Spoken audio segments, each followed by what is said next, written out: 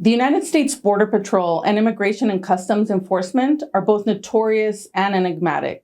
These days, as has long been the case, there's no shortage of news stories about the federal agencies that are charged with border enforcement and the detention and deportation of non-citizens deemed undesirable by the federal government. But despite the notoriety of the agencies themselves, most of us know little about the agents that work for the Border Patrol and ICE.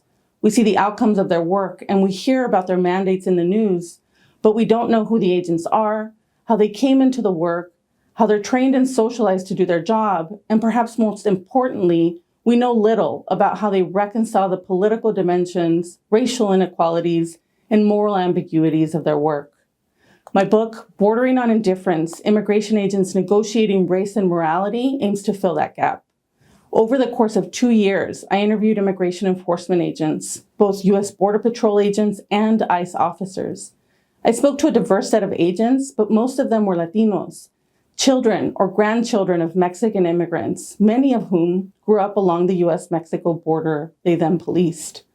This book elaborates the paradoxical combinations of social control and mobility that the immigration state creates in border towns throughout the Southwest, and it reveals the normative principles that pervade agents' work. At its core, my analysis is about the normalization of exclusion and about the production of indifference in institutions like the U.S. immigration system. Indifference, which we can understand as apathy and detachment, is both a top bureaucratic strategy that agents use to look away from the most conflicting aspects of their work, as well as a major product of their efforts to cultivate a moral sense of self. Thinking about indifference is important because it helps us unlock the bureaucratic dimension of immigration control. Yes, immigration enforcement is an inherently coercive form of state power that trades in cruelty, but it is also carried out routinely under the guise of legal and technical rationality.